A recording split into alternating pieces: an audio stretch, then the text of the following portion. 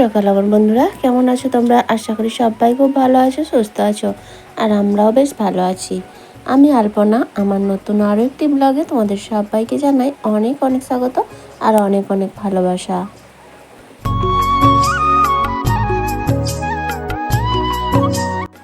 আজকে দিনটা হলো বুধবার আর এখন ঘড়িতে সময় ওই সকাল 6টার মতো।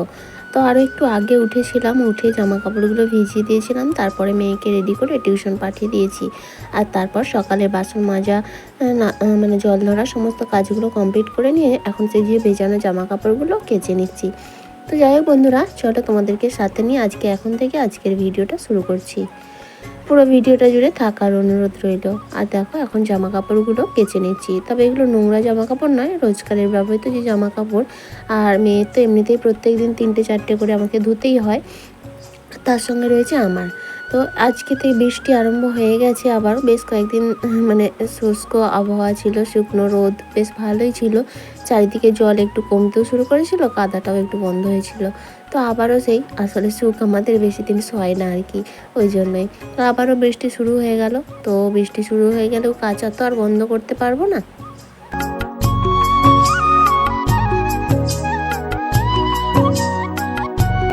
আর এই যে তোমাদের সঙ্গে কথা বলতে বলতে আমার জামা প্যান্টগুলো কাচাও হয়ে গেল আর এখন ধুয়েও নিয়েছি। আর এই জল থাকতে থাকতে কাজ করলে কি অনেকটা সুবিধা হয়, নিজের ইচ্ছা মতো কাজ করা যায়। আর এই জল কাদার মধ্যে না পুকুরে একদম যেতে ইচ্ছা করে না, আর এমনিতেও পুকুর ভর্তি জল দেখলেই যেন ভয় লাগে, নদীর মতো মনে হয়। তো যাই হোক, এখন দেখো আমার জামা কাপড়গুলো ধোয়া হয়ে গেছে, এখন একটু নাতাটা দিতে বাকি রয়েছে। তো আজকে ভাবছি আমাদের ঘরের ভেতরটা, মানে শোয়ার ঘরের ভেতরটা একটু ভালো করে লেপে দেবো।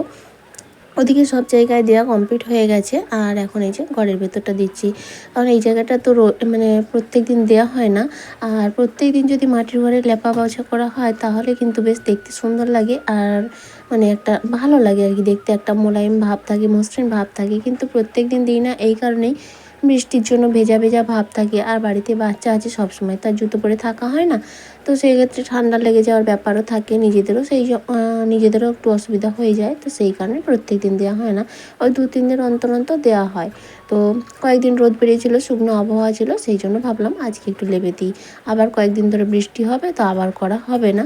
তো সেই জন্য দেখো আমি সুন্দর করে ভালো করে কিছুই দিইনি, গোবর বা মাটি কিছুই দিইনি, শুধুমাত্র জল দিয়ে বেশ ভালো করে মুছে নিলাম।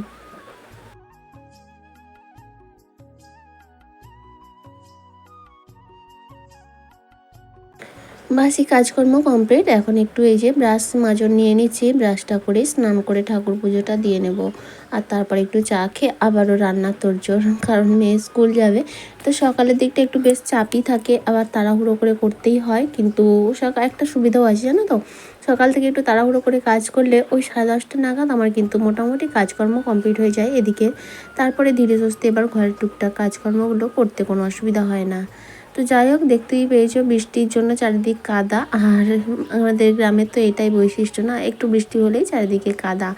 তো সেই জন্য আর বৃষ্টি হলে একদমই ভালো লাগে না, কিন্তু ভালো না লাগলেও কিছু করার নেই। আর এখন দেখো স্নান টান করে ঠাকুর পুজো দিয়ে চলে এসেছি, এখন একটু চা বানিয়ে নিচ্ছি। তো চাটা আমি আজকে একাই খাবো, কারণ তোমাদের দাদাভাই নাইট করে এসে মেয়েকে দিয়ে এসে আবারও ঘুমিয়ে পড়েছে। ওকে আর ডাকবো না, আমি চাটা খেয়ে দিয়ে রান্নাটা বসিয়ে নিই।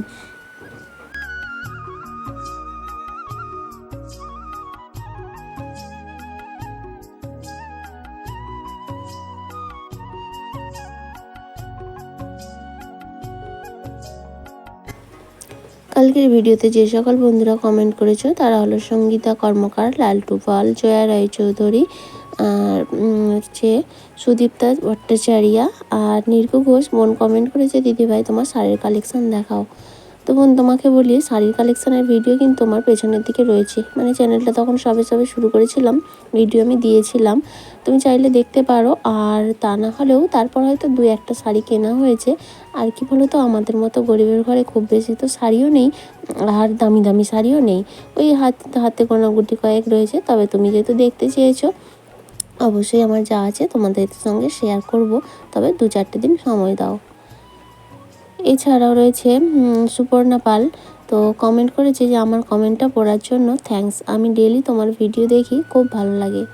প্রথমেই তোমাকে বলি থ্যাংক ইউ সো মাচ প্রত্যেক দিন আমার ভিডিও দেখার জন্য, আর এভাবেই আমার পাশে থেকো।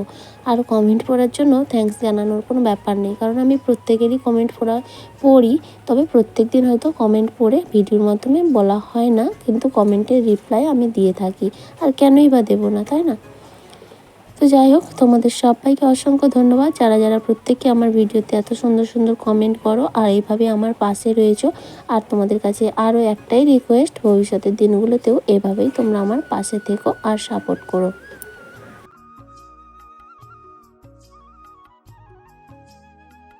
আর এদিকে দেখো, তোমাদের সঙ্গে কথা বলতে বলতে আমার রান্নাও কিন্তু অনেকটা দূরে এগিয়ে গেছে। ভাত বসিয়ে দিয়েছি, রান্না করব একটু ডাল আর ওই ঝিঙ্গে বেগুন আলু দিয়ে একটু পোস্তর মতো করব, আর উচ্ছে আলু ভাজা। তো এটাই রান্না করব। দেখো, ওদিকে ডাল কিন্তু ভাতের মধ্যে কৌটোই করে সেদ্ধ করতে দিয়ে নিয়েছি। আর এদিকে আমার তরকারিটাও কষানো হয়ে গেছে, এখন জল ঢেলে দেবো। আর সেদ্ধ হয়ে গেলে নামিয়ে নেওয়ার সময় সর্ষে পোস্ত বেটে রেখেছি, সেটা দিয়ে নামিয়ে নেব। তো এইভাবে তরকারিটা বেশ ভালোই লাগে। এর মধ্যে আরও অন্যরকম সবজি দেওয়া যেত, কিন্তু আমার কাছে আজকে যেটুকু ছিল সেটাই দিয়ে দিয়েছি। তবে বাঁধাকপিটা ছিল, দিলেও দেওয়া যেত, কিন্তু দেইনি।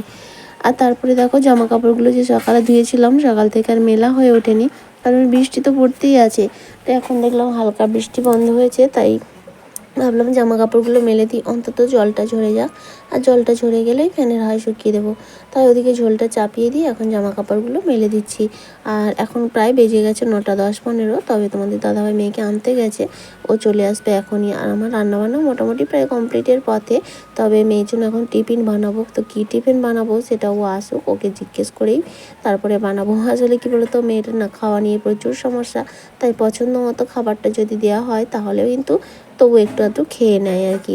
সেই জন্যই ভাবছি ওকে জিজ্ঞেস করেই টিফিনটা বানিয়ে দেবো।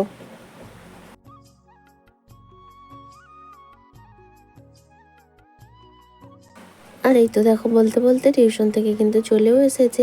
আর আমার এই যে জামা কাপড়গুলো মেলা কমপ্লিট হয়ে গেল। জামা কাপড়গুলো মেলে দিয়ে তরকারিটা প্রায় হয়ে গেছে, আর ডাল তো সেদ্ধ হয়ে রয়েছে, ওটাকে ফোড়ন দিয়ে নেব। আর ভাবছি আর একদিকে একটা কড়াই বসিয়ে দিয়ে উচ্ছে আর আলু ভাজাটা চাপিয়ে দেবো, তা না হলে দেরি হয়ে যাবে। আর ওর টিফিন বানাবো। আর ওর টিফিনে আজকে বললো, আমিই বললাম যে মানে টিফিন কী নিয়ে যাবি? ও বলছিল কি আলু ভাজা করে দাও, মুড়ি নিয়ে যাব। তো আমার সত্যি কথা বলতে এখন আর আলু ভাজা করার মতো সময় হবে না। তো সেই জন্য বললাম, তোকে কি এই ঝুড়ি ঝুড়ি একটু সুজি বানিয়ে দেবো? ও বললো ঠিক আছে তাহলে দাও। মানে ঝুড়ি ঝুড়ি সুজি বানিয়ে দিলে একটু পছন্দ, মানে একেবারে ঝুড়ি ঝুড়ি নাই হোক, ওই যেমন নর্মালি সুজি হয় ওইটাকে না করে একটু যদি মানে অন্যরকম করে দেওয়া যায় তাহলে ওর পছন্দ হয়। তো সেটাই এখন চাপিয়ে দিচ্ছি। এদিকে ডাল আর তরকারিটাও হয়ে গেছে, আর একটা করে উচ্ছে ভাজা রয়েছে, আর একটা করে ওর টিফিন বানিয়ে নিচ্ছি।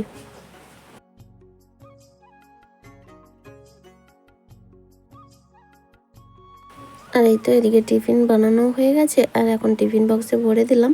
আর আজকের মেনু যে উচ্ছে আলু ভাজা, আর এই যে ঝিঙ্গে আলু বেগুনের পোস্ত টাইপের, আর একটু মসুর ডাল, আর রয়েছে ভাত। তো এটাই মেনু। এখন মেয়েকে স্নানও হয়ে গেছে, ওকে খাইয়ে দাইয়ে দেবো। আর তারপরে কিন্তু অনেকটা সময় পরে খাওয়া দাওয়া কমপ্লিট করে মেয়ে স্কুলে চলে গেছে। আর তারপর আসলাম রান্নাঘরটা পরিষ্কার করতে, কারণ তখন রান্নাবান্না কমপ্লিট করেই মেয়েকে আগে খাওয়াতে হয়, স্নানটা করে দিতে হয়, ওকে স্কুলের জন্য রেডি করে তারপরে ধীরে সুস্থে আমার কাজগুলো করতে পারি। সুজন ধারা ওই আইডি থেকে দাদাভাই বা ভাই যে হোক না কেন কমেন্ট করেছে যে দিদিভাই তোমার ড্রয়িং টেবিল ট্যুর দাও। ব্যাপারটা আমি বুঝতে পারলাম না ঠিক, ড্রয়িং টেবিল ট্যুর বলতে কি বোঝাতে চাইছো?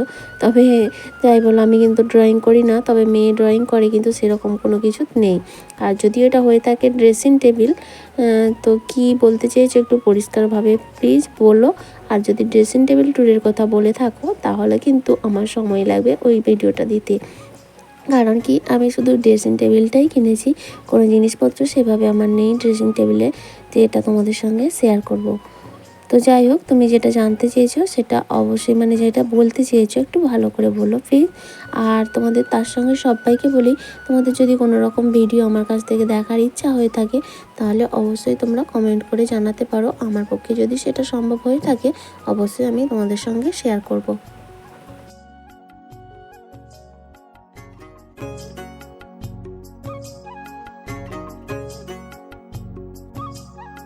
আর তারপরে রান্নাঘরটাকে পরিষ্কার করে তারপরে চলে আসলাম ঘরে।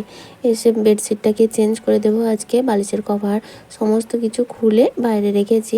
আর রোদ দেওয়ার তো কোনো গল্প নেই, কারণ বৃষ্টি হচ্ছে। তবে আজকে কাচতে কিন্তু পারবো না, তো আজকে চেঞ্জ করে তুলে রেখে দেবো, তারপর সময় সুযোগ বুঝে কাচবো। 2-3 দিন ছাড়া ছাড়াই বেডশিটটা চেঞ্জ করতে হয় আমাকে, যেহেতু মাটির বাড়ি আর বাচ্চা বাড়িতে থাকে, ওই সব সময় ধুলো পানি এসে উঠে পড়ে। আর বিছানায় তো শোয়ার জায়গা একটু ধুলো টুলো হলেই না আমার খুব বিরক্তি লাগে, আমি একদম শুতে পারি না। তারপরে যেহেতু ডাস্ট অ্যালার্জির সমস্যা রয়েছে, ওই কারণে আমাকে বেশি একটু পরিশ্রম করতেই হয়। আর কি বলবো বলো তো, মেয়ে হয়ে তো জন্মেছে, কাজ তো করতেই হবে। আর এই জন্যই গুছিয়ে কাজগুলো করি। আর গুছিয়ে কাজ করলে না ঘর বাড়ি দেখতেও ভালো লাগে, আর সব কিছুই ভালো লাগে, নিজের মন মানসিকতাও একটু ফ্রেশ থাকে। তো যাই হোক, এদিকে দেখো আমার বেডশিটটাও চেঞ্জ হয়ে গেল। এখন বালিশের কভারগুলো পরিয়ে বালিশগুলোও বিছানাতে রেখে দেবো। তবে বললাম না, আজকে কিন্তু আর কাচবো না, কারণ যেগুলো কেচেছি ওগুলোকেই শুকাতে একটু সমস্যা হয়ে যাবে।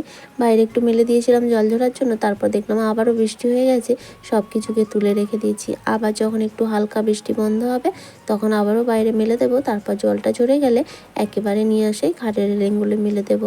এইভাবেই শুকনো করতে হবে। আর যে কদিন বৃষ্টি হয়েছে বর্ষাকাল পুরোটাই কিন্তু আমি ওইভাবেই জামা কাপড় শুকিয়েছি। আর তারপরে চলে আসলাম, দেখো অনেক দিনের জমানো কাজ পড়ে রয়েছে। তোমাদের দাদাভাইয়ের বেশ কয়েকটা জামা আয়রন করতে পড়ে রয়েছে, মানে ওই পরা হয়েছে তারপরে কেচে রেখেছি। আর সেই সুতির জামা কাপড়ইও বেশি পরে, এগুলো কাচার পরে না মুড়ে যায়, সেগুলোকে আয়রন না করলে আর পরা যায় না। তো অনেক দিন ধরে পড়ে রয়েছে, আর ও তো এইসব মোটেও করবে না। তাই দেখো আমি এখন বসে গেছি। তবে একদিনে সব পারবো না, কারণ এইসব কাজ আমি বেশিক্ষণ ধরে করতে পারি না, মানে যে কোনো কাজ বেশিক্ষণ ধরে একটা কাজ করতে আমার একদম ইচ্ছা করে না। তো যাই হোক, বলতে পারো ধৈর্য কম, সেই জন্য ভাবছি দুটো দুটো করে করব। আজকে দুটো করব, আবার যেদিন সময় পাবো আবার দুটো করব। তো সেই জন্যই দেখো একটা জামা মোটামুটি আয়রন হয়ে গেল, আর একটাকে বের করে রেখেছি। এই দুটোই আপাতত এখন করে আলমারিতে গুছিয়ে দেবো। এখনও রয়েছে মনে হয় 3টে না 4টে, তো সেগুলো পরে পরে আবার যেদিন সময় পাবো তখন করে নেব।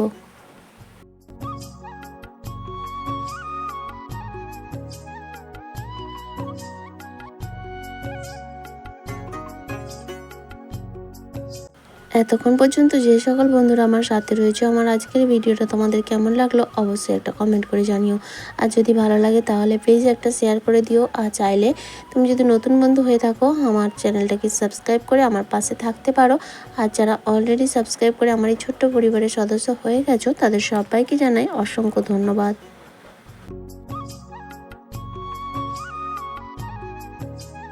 আর তারপরে চলে আসলাম একেবারে সন্ধ্যাবেলায়। আজকে বুধবার, কিন্তু আজকে মেয়ের নাচের ক্লাস হয়েছে। আসলে শুক্রবারও নাচের ক্লাস হয়, ম্যাম থাকবে না, তাই হঠাৎ দুপুরে মেসেজ করেছিল যে যদি তোমাদের অসুবিধা না থাকে তাহলে ক্লাসটা করব। তো আমাদের অসুবিধে নেই মেসেজ করতে, ম্যাডামদের সময় দিয়েছিল। আর আমরা নাচের ক্লাসে গিয়েছিলাম, কিন্তু প্রচণ্ড বৃষ্টি, সবাই আসতেও পারেনি। তো যাই হোক, নাচের ক্লাস থেকে আসলাম একেবারে ভিজে গেছি দুজনেই, মামি আর তোমাদের দাদাভাই ডিউটি গেছে। তো এসে সন্ধ্যা টন্ধা দিয়ে একটু চা খেলাম, আর মেয়েকে ম্যাগি বানিয়ে দিয়েছিলাম। তারপরে এই যে জামা কাপড়গুলো শুকিয়ে গেছিলো কালকের, এগুলো তো সেগুলোই এখন গুছিয়ে নিচ্ছি। তারপর আবার রাতে রান্নাও হবে। তো যাই হোক বন্ধুরা, চলো আমার আজকের ভিডিওটা এ পর্যন্তই। দেখা হচ্ছে আবারও আগামীকাল নতুন আরেকটি ব্লগের সঙ্গে। ততক্ষণ পর্যন্ত সবাই খুব ভালো থেকো, সুস্থ থেকো আর সাবধানে থেকো। তাহলে চলো আজকের মতো বিদায় নিয়ে নিচ্ছি। Tata, good night.